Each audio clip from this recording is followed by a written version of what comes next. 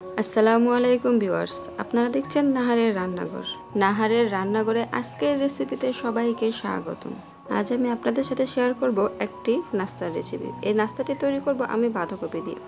আমি এখানে কিছুটা বাঁধাকপি কেটে নিয়েছি, একদম মিহি কুচি করে কেটে নিয়েছি। এবার এগুলোকে একটু লবণ দিয়ে হাত দিয়ে ভালো করে মথে নেব, যাতে করে বাঁধাকপি থেকে পানি বের হয়ে আসে আর বাঁধাকপিগুলো একদম সফট হয়ে আসে।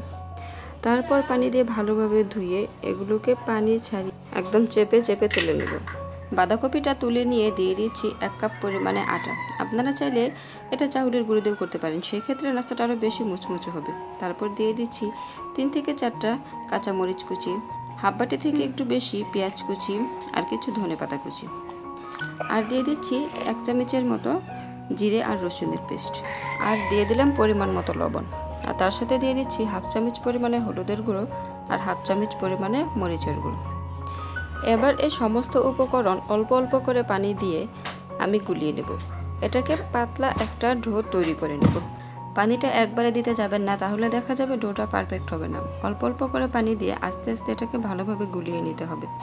এটাকে খুব সুন্দর করে গুলিয়ে নিতে হবে, যাতে করে এতে কোনো দলা দলা ভাব না থাকে। হাত দিয়ে ভালোভাবে এটাকে মিশিয়ে নিব। একঘেয়েমি রুটি কিংবা পরোটা খেতে যদি ভালো না লাগে, এভাবে যদি নাস্তাটা তৈরি করে নেন সকালে কিংবা বিকালের নাস্তায়, এটা একদম জমে যাবে। আর এটা ছোটো বড়ো সকলেই খুব মজা করে খাবে।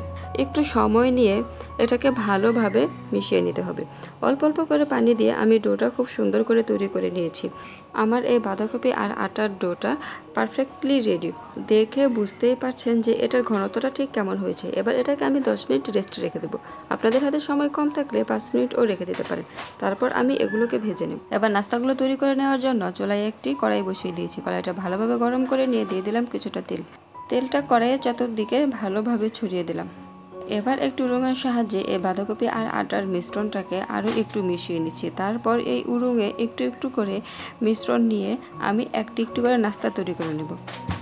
দেখে বুঝতেই পারছেন যে কাজটা আমি কিভাবে করছি। এভাবে যতটা পাতলা করা সম্ভব ততটা পাতলা করে এটাকে ছড়িয়ে দিতে হবে। এটাকে ছড়িয়ে দিয়ে তারপর আমি ঢাকনা দিয়ে ঢেকে দেব 2 মিনিটের জন্য, যাতে করে এটা ভালোভাবে কুক হয়ে যায়। যেহেতু আমি বাঁধাকপিটা এখানে কাঁচা ব্যবহার করেছি, তাই ঢাকনা দিয়ে ঢেকে দিলে বাঁধাকপিটা খুব তাড়াতাড়ি সিদ্ধ হয়ে যাবে। 2 মিনিট পর ঢাকনা খুলে আমি এটাকে উল্টিয়ে দেবো, যাতে অপর সাইডটাও ভালোভাবে হয়ে যায়। এভাবে একটু সময় নিয়ে কিছুক্ষণ পরপর উল্টিয়ে পাল্টিয়ে দুটোটা সাইড ভালো করে ভেজে নেব।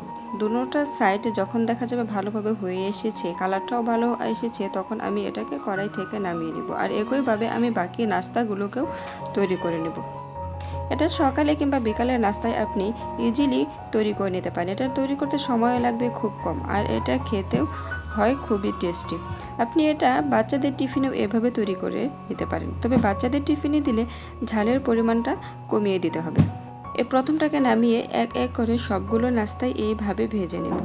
আপনি যদি আমার চ্যানেলে নতুন হয়ে থাকেন অথবা রেগুলারই আমার চ্যানেলের ভিডিওগুলো দেখেন অথচ এখনও আমার চ্যানেলটিকে সাবস্ক্রাইব করেননি, তাহলে প্লিজ আমার চ্যানেলটিকে সাবস্ক্রাইব করে নেবেন। আর আশা করি আজকের এই নাস্তার রেসিপিটি আপনাদের কাছে খুব ভালো লাগবে। আর রেসিপিটি ভালো লেগে থাকলে ভিডিওটিতে একটি লাইক দিয়ে বেশি বেশি করে শেয়ার করে দেবেন। আপনাদের একটা লাইক আমাদের নতুন নতুন ভিডিও তৈরি করতে উৎসাহ যোগায়। আমার প্রথম নাস্তাটা হয়ে এসেছে, এবার এটিকে আমি নামিয়ে নিচ্ছি। দেখতেই পাচ্ছেন যে এটা কতটা সুন্দর হয়েছে আর দেখতে কতটা লোভনীয় হয়েছে, আর খেতেও মাশাআল্লাহ ঠিক ততটাই টেস্টি হবে। একইভাবে আমি বাকিগুলোকেও ভেজে নেব। আমি এক এক করে সবগুলো নাস্তাকেই তৈরি করে নিয়েছি। আজ এখানেই বিদায় নিচ্ছি। সম্পূর্ণ ভিডিওটি দেখার জন্য সবাইকে অনেক অনেক ধন্যবাদ। ফিরে আসবো নতুন কোনো রেসিপি নিয়ে। আল্লাহ হাফেজ।